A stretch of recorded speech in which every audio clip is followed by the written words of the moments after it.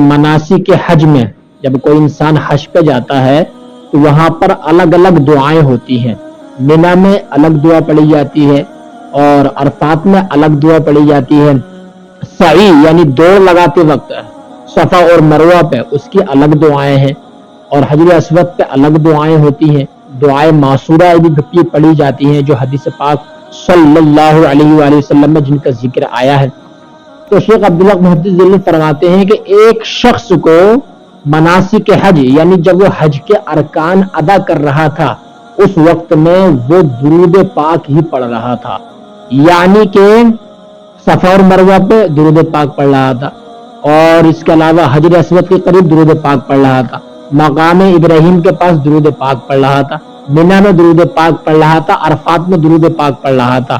تو اس بندے مومن سے کسی انسان نے کہا اے میرے بھائی ہر چیز کے لیے اِنَّ لِكُلِّ مَقَامٍ مقال, ہر جگہ کے لیے ایک الگ ذکر ہے, ہر جگہ کے لیے ایک الگ مقام ہے, ہر جگہ کے لیے ایک الگ دعا ہے. لیکن میں تمہیں دیکھتا ہوں تم تو صرف درود پاک ہی پڑھتے رہتے ہو, ایسا کیوں کرتے ہو تم؟ تو اس شخص نے کمال کا جواب دیا, اس نے کہا میں درود پاک کے علاوہ کچھ اور نہیں پڑھوں گا.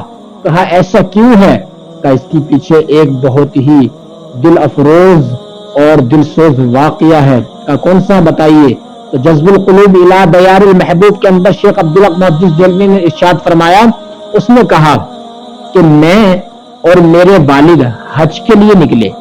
جب ہم دونوں حج پہ آ رہے تھے اچانک راستے میں میرے باپ کی طبیعت خراب ہو جاتی ہے.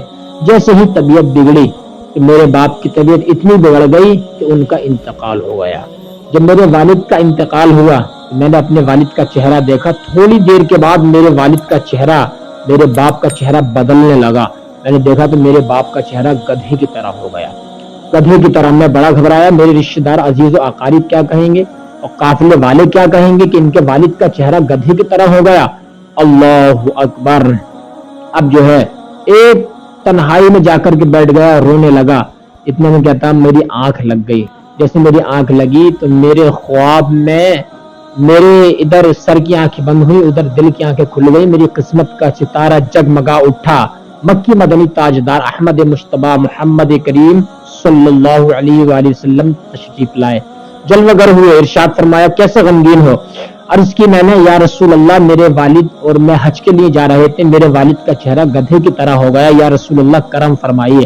آقا علیہ الصلوۃ والسلام نے ارشاد فرمایا چلو مجھے اپنے والد کے پاس لے چلو. جب وہ کہتے ہیں میں لایا حضور صلی اللہ علیہ والسلام کو اپنے والد کے پاس, حضور صلی اللہ علیہ وآلہ وسلم نے میرے والد کے چہرے پر ہاتھ پھیر دیا, دست شفا پھیر دیا. جیسے ہی دست شفا پھیرا تو وہ کہتا ہے کہ میرے والد کا جو گدھے کی طرح چہرہ تھا وہ 14ویں رات کی طرح چمکنے لگا. سبحان اللہ. جیسے 14ویں رات کا چاند ہوتا ہے نا, جب چاند کی 14 تاریخ ہوتی ہے چاند پورا ہو جاتا, کمپلیٹ مکمل ہو جاتا ہے, اس کی خوبصورتی الگ ہی نظر آتی ہے, اس میں روشنی الگ ہی نظر آتی ہے. میرے باپ کا چہرہ 14ویں رات کے چاند کی طرح ہو گیا. اب میں نے دامن تھاما, عرض کیا یا رسول اللہ میرے باپ کا جرم کیا تھا اور آپ نے اس پر رحم کیوں فرمایا ہے, کرم کیوں فرمایا ہے؟ آقا علیہ الصلوۃ والسلام نے ارشاد فرمایا اے میرے امتی تیرا باپ جو تھا یہ سود خور تھا, یہ سود کھاتا تھا. سود کھانے کی وجہ سے اللہ تعالیٰ نے اس کو عذاب یہ دیا کہ اس کا چہرہ دنیا میں ہی گدھے کی طرح ہو گیا, لوگوں کے لیے عبرت لیسن درس بن گیا. کہ سود کا عذاب یہ ہے میرے بھائیوں, جو انسان سود بیاج کھاتا ہے, حدیث پاک میں آتا ہے وہ اپنی سگی ماں سے 36 مرتبہ تقریباً 36 مرتبہ زنا کرنے کے برابر ہے.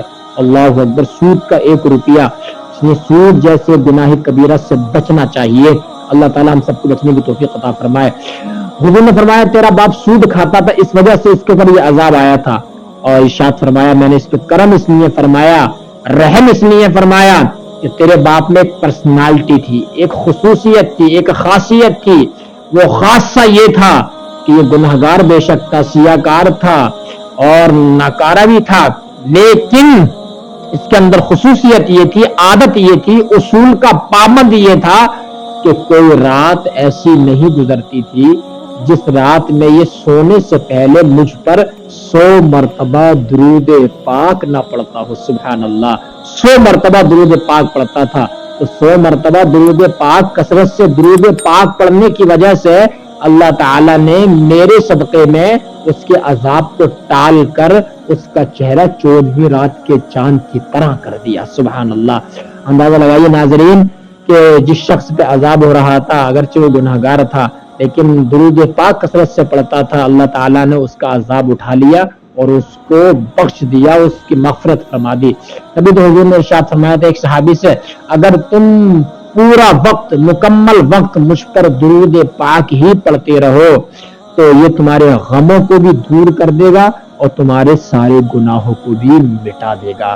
तो 5 वक्त नमाज के साथ साथ अगर कोई दुरूद पाक पढ़ता रहे तो उसकी जिंदगी में मिठास आ जाएगी और जिंदगी अच्छी हो जाएगी और जिंदगी में मकबूलियत मिल जाएगी, जबान में तासीर आ जाएगी, जो आप बात कहोगे जो अगला बंदा होगा उसके दिल में असर कर जाएगी बात।